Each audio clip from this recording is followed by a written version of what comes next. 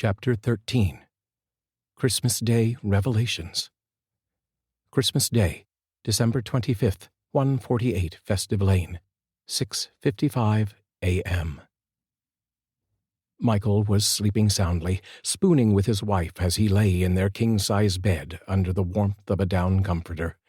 His eyes opened slowly as the aroma of freshly brewed coffee titillated his nose.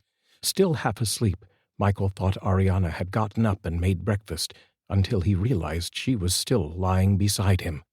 It dawned on him that yesterday was not a dream. It actually happened. The laughter and music he could barely detect from downstairs confirmed his thoughts. He sat up in bed and yawned as he put on his robe. He hoped that the guests had not wakened David or the baby. During all of the previous night's chaos, Michael forgot to place the Christmas presents by the tree for the traditional Christmas morning ritual of opening the toys Santa delivered while they all slept. He knew David would be very disappointed if he ran down from his bedroom and into the family room to find a tree without colorfully wrapped presents surrounding it.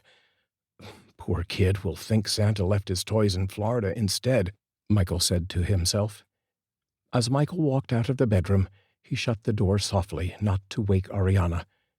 Toward the winding stairway, he heard laughter and giggles coming from the guest room down the narrow hall. He knocked on the 6-panel hardwood door. "Hey, you two better be of age in there." Michael started to walk away laughing, and then heard a response from the room. "Don't you worry about us, Mikey. We're doing just fine." "Uncle Wally?" asked Michael. "Who's in there with you?" "Just little old me, Michael," responded Arianna's Aunt Lucille. "Aunt Lucy?" Michael asked. "Uncle Wally, you should be ashamed of yourself. Wait until Aunt Louise hears about this." The guest room's door flew open, and Uncle Wally, wearing only a white sheet, came running after Michael. "Mikey, hold on a minute, son," Wally said in a shallow, soft voice. "Let's keep this our little secret, okay? I love my wife, and I know she will be joining me soon, but, Mike, I'm dead. She's in a nursing home 1,000 miles away, and I can't leave this house to see her. I promised at the altar, until death do us part. I died. We parted. And now I'm doing Arianna's Aunt Lucy. Hubba, hubba." "Uncle Wally, why don't the two of you get dressed and come downstairs for breakfast before everyone knows what you, or should I say who, you are doing up here?" "Relax, Michael. They already know. Hey, I haven't been with a woman in over 20 years. Don't you think I deserve a break?" Wally asked. "Well, I guess you're entitled. Besides, by this time next year, your wife may be here, and you'll have to be good again." Wally's smile turned to a frown. "Wow, Mikey, you really know how to take the wind out of a guy's sails." "Good. Now get dressed and come down to celebrate Christmas with the rest of us," Michael said as he walked down the stairs. Wally slowly walked back to the guest room, talking aloud. "One lousy day I get to be with another woman. I was faithful my entire life, and starting next year, I will have to be faithful for the rest of eternity. Wow." As Wally opened the door to the guest room, pondering the rest of eternity, he looked inside while still standing in the hallway and asked, "Lucy, are you hungry?" "Only for you, you big hunk of a man," Lucy replied. "That's my girl," yelled Wally as he darted into the guest room, leaving the sheet that once covered his body on the hallway floor as the door shut behind him. Arianna came out of the bedroom in her pink satin robe and strolled toward Nicole's room. As she turned, she caught a glimpse of a white sheet lying on the floor down the hall. She just smiled. Meanwhile, Michael made his way downstairs and was greeted by many people yelling, "Merry Christmas, Michael!" He held his head and replied, "It's too early for this. Coffee. I need coffee." As he walked through the dining room into the kitchen, he noticed that many guests had been up for several hours. Coffee cups were about everywhere, and cigarettes smoldered in crystal ashtrays at the end of the dining room table. As he walked into the kitchen, he spotted his mother wearing an apron and mixing batter in a large stainless steel bowl. Arianna's mother spooned the batter onto a hot griddle with a silver ladle. The sight was odd. Not only had Michael not seen his mother make pancakes in over 10 years, he never saw her make them while wearing the formal gown she was buried in. They were making pancakes for the guests of the house. From the looks of the kitchen table, they had been at it for quite some time. Bet the two of you can't wait to go back to heaven. All you do down here is work. Look at all these golden brown pancakes. I wasn't hungry a minute ago, but I am now, Michael said. As we stated before, Michael, some things never change. But we don't mind. It makes us happy to be useful again, his mother replied. Okay then, but if you get tired, please let us know, and I'll take over for a while. I have to get the presents set up by the tree for David before he wakes up and runs down here. Too late, Michael, his mother replied. Oh, no, is he down here already? No, I meant it's too late for you to set up the presents. Go look over by the tree, she replied. Michael grabbed his coffee and walked over to the family room. There, surrounding the tree, were all of the presents neatly wrapped and stacked one on top of each other. Who did all this? Well, we all pitched in. It didn't take long, and it was great fun, his mother replied. I'm sure David will be happy. Thanks so much, Michael said. Arianna walked into the family room with Nicole in her arms. She also noticed the gifts stacked by the tree. Michael, you did a great job, she said. Nope, it wasn't me. It was my mother and a few of her friends. It looks beautiful. I thought for sure we were going to be awakened by the sound of David crying that Santa never came. Thanks for helping out and allowing us to avoid that scene, Arianna said. At that moment, David bolted into the family room from the kitchen, still in his red flannel pajamas and his hair disheveled. His cheeks were aglow as the excitement in his voice could be heard. Santa came, he yelled. As he ran to the pile of presents near the tree, his eyes were wide with wonder. As he inspected the gifts, a smile brightened his face that only a child could have on Christmas morning. Arianna announced to the rest of the guests to please come into the family room to share David's joy. Groups of people paraded from the front of the house to the back, passed through the kitchen, and helped themselves to a breakfast of pancakes and jellies. David sat in the middle of the massive assortment of presents and kept his eye on the giant box just a few feet away. The family room was wall-to-wall people staring at David and sharing this special moment. Christmas songs played on the stereo, and the mood was perfect as light snow fell outside. The ever-present red cardinal sat in the evergreen tree across the street and sang a methodic melody of joy. Now, before you open any presents from Santa, make sure you read the tag on each box first. I'm sure that some of those presents are for Nicole and your mom, Michael said.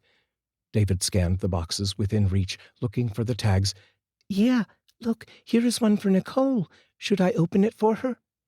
Give it to your mom, and she will open it for Nicole.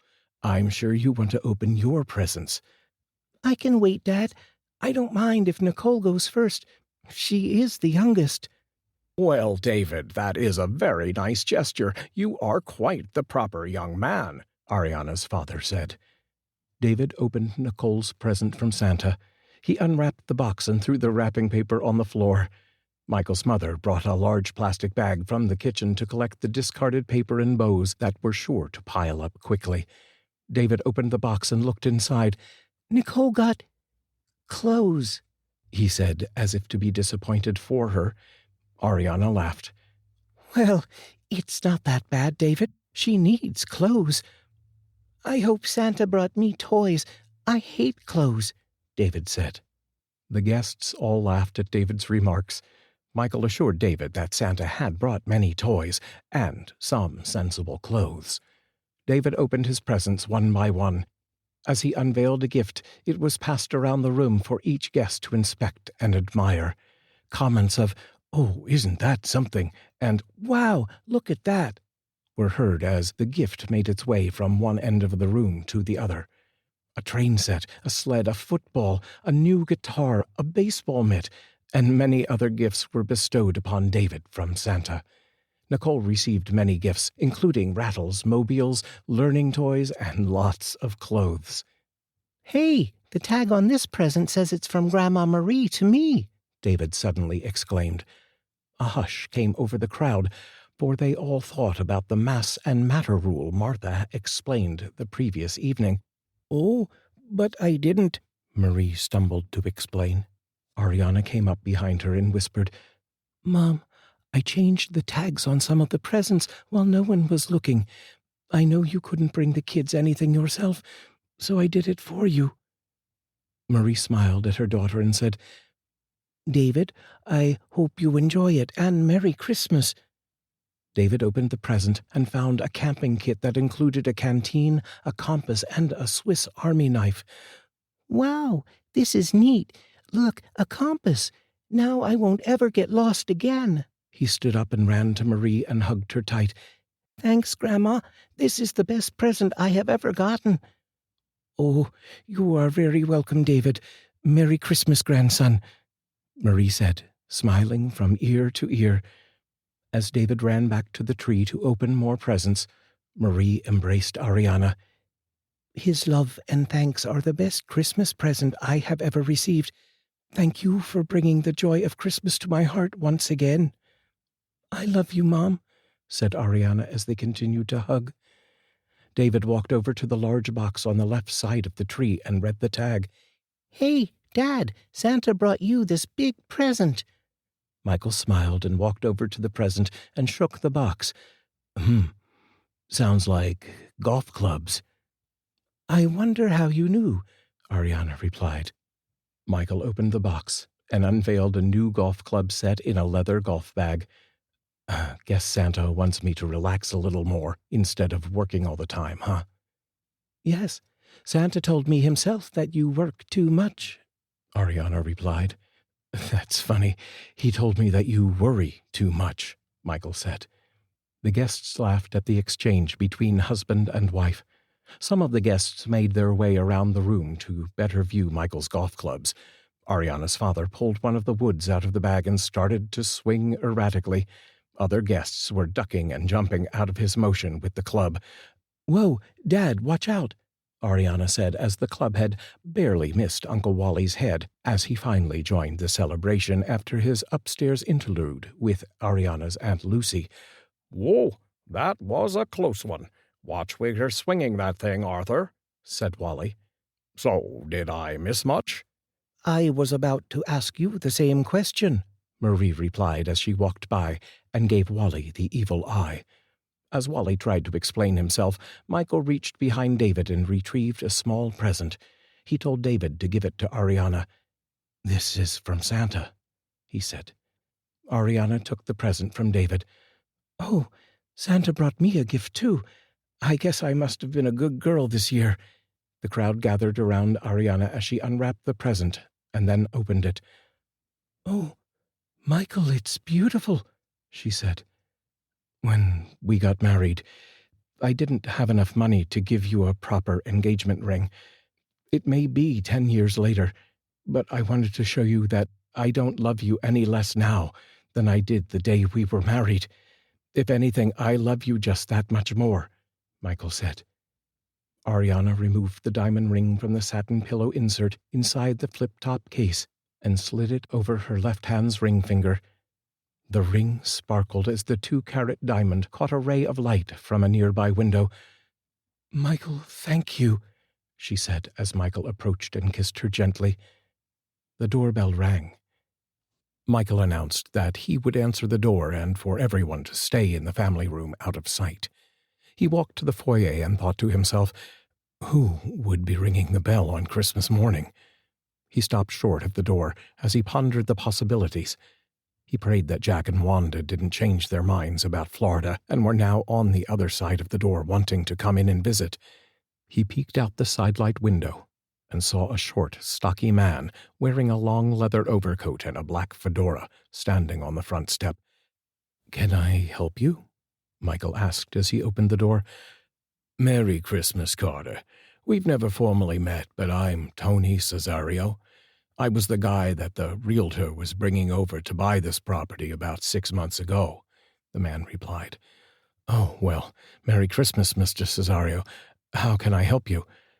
"I'm on my way to my mother's house for Christmas, and as I was driving by, I saw your house. I just had to stop. I gotta tell you have done an excellent job of fixing this place up. Hell, I'd buy it now and keep the house standing," Tony said. Thank you. I don't mean to be rude, but we are in the middle of opening presents and I need to get back. Was there something else you needed?" Michael asked. "No, I just wanted to let you know that I am still interested in buying this property. Here's my card. I will give you top dollar. Why don't you call me directly after the first of the year to talk about it? We can cut out the realtor's commission that way," Tony replied. "I'm afraid that won't be necessary, Mr. Cesario. I won't be selling this house. Not this year, not next, not ever. You have no idea what this house means to my family and me," Michael said. "Well, it never hurts to ask, Carter. Mind if I come in and take a look around? It sounds like you're having a big party in there," Tony asked as he stepped forward and tried to see past Michael. "No, I don't think this would be a good time. It's a special family moment. You know what I mean, don't you?" Michael asked as he blocked Tony from entering the house. Tony stepped back and responded, "Yeah, I guess I can relate. Well, if you ever change your mind, let me know. I'll call you in a few months. Never know. You might change your mind." "Merry Christmas, Mr. Cesario. I have to get going. Don't bother calling in a few months. The house is not on the market. Have a great day," Michael said as he stepped back and closed the door. "Same to you, Carter. I'll keep in touch," Tony said as he walked down the front walkway to his lone car parked out on the street. He said to himself, "I'll get that property sooner or later, Carter. It's just a matter of time." As Tony pulled away from the curb, he noticed the lack of other vehicles on the street. "Sounded like there were a lot of people in there. What'd he do? Bus his relatives in? Where are their cars?" Tony continued to ponder that thought as he drove away from the house. Michael returned to the family room, ripped up the business card Tony had just given him, and dropped the shredded pieces into a nearby ashtray. He rejoined the guests as they were watching David open more presents. "Who was that at the door?" Arianna asked. "That buyer, Tony Cesario. He wanted to buy the house. I told him it wasn't for sale now or ever, especially not after what has happened here over the last 15 hours, Michael replied. Martha, who popped in and out of the celebration from time to time, said, "Watch out for that Mr. Cesario, Michael. He could be a problem. He is not an honest person." "Martha, you came back. I didn't hear the doorbell ring." "The door was open, so I just let myself in. Hope you don't mind." Don't be silly, Martha. This is still your house just as much as it is ours." "I'm serious, Michael. That Cesario man is trouble. Be careful of him." "I will, Martha. I will never let him get his hands on this property, I promise." Martha just smiled nervously. She was fully aware of how determined Mr. Cesario was to get his hands on the house. She could only hope that Michael would remain strong-willed and committed to keeping the house, no matter what might happen in the future. Mr. Cesario could well be Michael's strongest test of faith. Later that same day. The rest of the day was spent helping David and Nicole assemble their new toys. All of the guests joined to lend a hand and shared that beautiful feeling that only Christmas could bring to a heart. It was now nearing 6 p.m., and Michael and Arianna started feeling stressed. They realized that this fantasy that had been their lives for the last 24 hours was quickly coming to an end. How would they be able to wait an entire year to see their loved ones again? How would they cope with the loss of not being able to talk and hug them for another 365 days? Martha found Michael and Arianna sitting at the dining room table and joined them. "Don't be sad or depressed, children. It is tough to understand the feelings you will experience the first time that this happens. I have been through it many times. The first year after my father died, I was a basket case until I could finally see him again. I never wanted him to leave, but he did have to leave. It's difficult to repeat the goodbye every Christmas, but you have been given a great gift. Other people say goodbye forever. If only for one day, you can see your families for the rest of your lives and beyond. It truly is a blessing, Martha stated. We know this is a great gift, Martha. We can't thank you enough. It's so hard to say goodbye to someone you have already missed for so many years.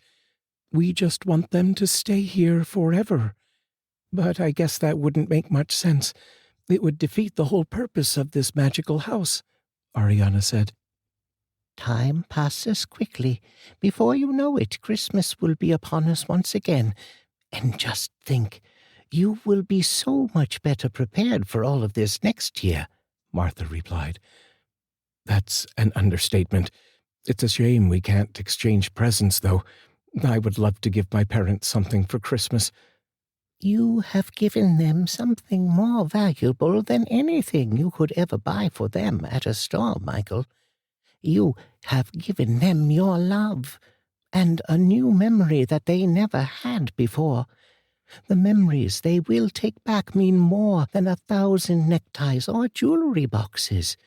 And in turn, they have given you memories of them that you would have never had otherwise. Memories are the very best gifts in the world. Long after the necktie is out of style or the jewelry box has broken, the memory of sharing time is still meaningful. The time you share is the most valuable present of all, Martha said. As Arianna and Michael smiled and pondered Martha's words, the grandfather clock chimed. Chime, chime, chime, chime, chime, chime. It was 6 p.m., Christmas night.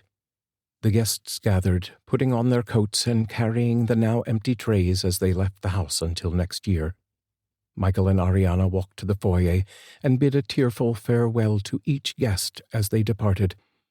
As the guests started to parade out into the darkness, David came to Michael with his coat and gloves. Dad, Grandma and Grandpa want me to walk with them. Okay, but stay by the house, Michael said. Michael's parents and his brother Billy came to the front door. This was the best Christmas this family has ever had, Michael's father said as they hugged. I love you, Dad. I will count the days until next Christmas. Arianna, take care of Nicole. We look forward to seeing her grow up over the next many years, Michael's mother said. God bless all of you. Have a safe trip. Is that appropriate to say? Arianna asked. Michael's mother laughed and replied, Yes, dear, it is very appropriate. Michael embraced Billy and patted him on the back. Take care of Mom and Dad for me. It's cool, Michael. You take care of yourself, okay? Billy replied. Michael nodded as Billy turned away and walked out the front door with his parents. David followed them outside. Arianna's parents and Martha were the last to leave. They stopped at the door and exchanged hugs and kisses. Be good, you two. See you next year. Take care of this beautiful house, Martha said. Michael hugged Martha and promised to keep the faith. Arianna was having a difficult time saying goodbye to her parents. It's been such a long time since I could hold the two of you. I don't want it to end, Arianna said. Honey, it will be okay. We'll be back next Christmas. We promise, her mother said. Son, you are the perfect husband for my little girl. I couldn't have asked for a better man to love and protect her, said her father. Thanks, Dad. I will continue to do my best, Michael replied. The Campbells and Martha exited the house. As they proceeded down the front walkway, Michael and Arianna gazed upon them as they melted into the darkness and then out of sight. Michael closed the front door. He placed his arms around Arianna, who laid her head on his chest as they strolled toward the kitchen. The telephone rang. Arianna walked over to the kitchen counter and answered the phone. Hello, she said. Mrs. Carter, this is Officer Calloway down at the Chicago City Morgue. I'm sorry to bother you on Christmas Day, but one of our detectives called you yesterday. You were going to come down to identify a boy's body that was pulled out of the lake? Oh, that's not necessary, officer. Our son returned home last night. I'm sorry, I probably should have called you to let you know. Ma'am, are you sure? The other parents of the other missing boys have already been here and made a positive ID that the boy we found was not their son, the officer said. Yes, I am sure. David is home safe and sound, replied Arianna. Okay then, ma'am. Sorry to bother you. Merry Christmas, the officer said. Arianna hung up the phone as Michael walked into the kitchen. Who was that on the phone? It was the city morgue. I completely forgot to call them back last night after David came home. They were waiting for us to come down and identify the body of a boy they found. Thank God we don't have to go through that. What a terrible experience that must be, to look at a loved one who has died and admit that they are your son or daughter. Yes, I know, especially in a case like this, a drowning victim.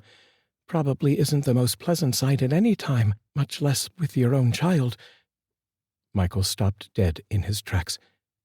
Drowning victim? Yes. The boy at the morgue was pulled out of Lake Michigan. He drowned. Michael started to shake. Oh, my God, David. What? Michael, what's wrong? David was soaking wet and ice-cold when he came home last night. David arrived here at exactly 6 p.m. on Christmas Eve. Martha brought him home. Do you understand what I'm trying to say? Oh, God, no, she said as she started to scream out for David as she ran frantically through the house. David! David, where is he? He walked out with my parents. He left at 6 p.m. They both looked at each other and then ran to the front door. As Michael swung the door open, they ran outside to the front step. As they looked out toward the wooded area across the street, there was nothing but darkness. Michael called out for David again and again, but there was no answer.